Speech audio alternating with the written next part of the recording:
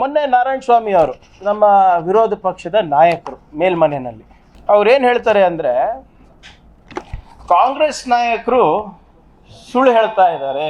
ಮೊನ್ನೆ ನಾರಾಯಣ ಸ್ವಾಮಿ ಚೆಲುವಾದಿಯವರು press meet ಮಾಡಿ ಕಾಂಗ್ರೆಸ್ನವರು ಸುಳ್ಳು ಹೇಳ್ತಾ ಇದ್ದಾರೆ, ಬಾಬಾ ಸಾಹೇಬ್ ಅಂಬೇಡ್ಕರ್ ಅವರಿಗೆ ಸೋಲಿಸಿದ್ದು ಸಾವರ್ಕರ್ ಅವರಲ್ಲ, ಏನಾದರೂ ದಾಖಲೆ ಇದ್ದರೆ ನೀವು ಸಾಬೀತು ಮಾಡಬೇಕು. ಅವರ ಮಾತನ್ನು ಸಾಬೀತುಪಡಿಸಿದರೆ ವಿರೋಧ ಪಕ್ಷದ ನಾಯಕ ಸ್ಥಾನಕ್ಕೆ ರಾಜೀನಾಮೆ ನೀಡುತ್ತೇನೆ, ಅಷ್ಟೇ ಅಲ್ಲ ರಾಜಕೀಯ ನಿವೃತ್ತಿಯನ್ನು ಕೂಡ ಘೋಷಣೆ ಮಾಡ್ತೀನಿ ಅಂತ ಹೇಳಿದ್ರು. ಅದಲ್ಲದೆ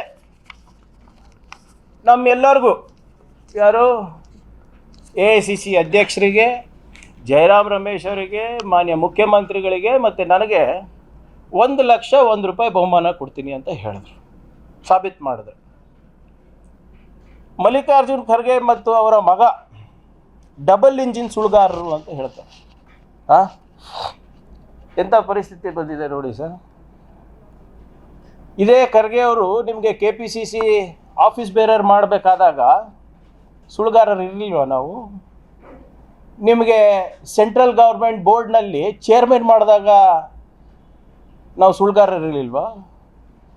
ಸ್ಟೇಟ್ ಗೌರ್ಮೆಂಟ್ ಬೋರ್ಡ್ ಚೇರ್ಮನ್ ಮಾಡಿದಾಗ ವಿತ್ ಮಿನಿಸ್ಟರ್ ಆಫ್ ಸ್ಟೇಟಸ್ ಕೊಟ್ಟಾಗ we are not liars.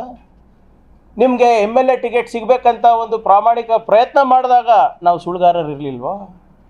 BJP ಸೇರಿದ ತಕ್ಷಣ ಖರ್ಗೆ ಅವರು ಸುಳ್ಳು ಹೇಳ್ತಾರೆ, ಪ್ರಿಯಾಂಕ್ ಖರ್ಗೆ ಸುಳ್ಳು ಹೇಳ್ತಾರೆ, ಸಿದ್ದರಾಮಯ್ಯ ಅವರು ಸುಳ್ಳು ಹೇಳ್ತಾರೆ, DK ಶಿವಕುಮಾರ್ ಅವರು ಸುಳ್ಳು ಹೇಳ್ತಾರೆ. ಇಲ್ಲಿ ಇದ್ದಾಗ ನೀವೇ ದಿನ ಅಡ್ಡಾಡ್ತಾ ಇದ್ರಿ. ಹೇಳ್ಬೇಕಂದ್ರೆ ಭಾಳ ಇದೆ. ಪ್ರಶ್ನೆ ಇರೋದು ಈಗ ರಾಜಕೀಯ ನಿವೃತ್ತಿಗೆ, ವೈಯಕ್ತಿಕ ವಿಚಾರ ಬಿಡಿ, ಯಾಕೆ ಸುಮ್ಮನೆ. ಪ್ರಶ್ನೆ ಇರೋದು ನೀವು ರಾಜಕೀಯ ನಿವೃತ್ತಿ ತಗೋತೀರಾ ಅಂತ. ಕಾಂಗ್ರೆಸ್ನವರು ಪ್ರೂವ್ ಮಾಡಬೇಕು ಬಾಬಾ ಸಾಹೇಬ್ ಅಂಬೇಡ್ಕರ್ ಅವರು ಲೆಟ್ರ್ ಇದು ಜೆನ್ಯೂನ್ ಇದೆನಾ ಇಲ್ಲ ಅಂತ. ನೀವೇನು ಹೇಳಿದ್ರಿ ಮೊನ್ನೆ?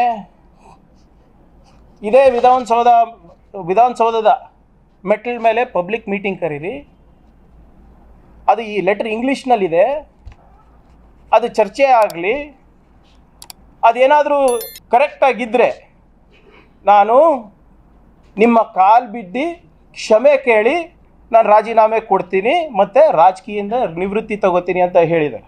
ಅದಕ್ಕೆಲ್ಲ ರೆಕಾರ್ಡಿಂಗು ಸಾಕ್ಷಿ ನೀವೇ ಇದ್ದೀರ. ಅದಕ್ಕೋಸ್ಕರ ನಾವು ಯಾಕಪ್ಪ ಆಗಲೇ ಸದನದಲ್ಲಿ ಮಾತಾಡಿದ್ದೀವಿ, ಪದೇ ಪದೇ ಇದು ಹೇಳೋದು ಸರಿ ಅಲ್ಲ ಅಂದ್ಕೊಂಡೆ. ಆದರೆ ದಿನ ಬೆಳಿಗ್ಗೆ ಆದರೆ ಇದೇ ಆಗಿಬಿಟ್ಟಿದೆ BJP ಅವ್ರದ್ದು, ವಿಶೇಷವಾಗಿ ವಿರೋಧ ಪಕ್ಷದ ನಾಯಕರ ಮೇಲ್ಮನೆದು.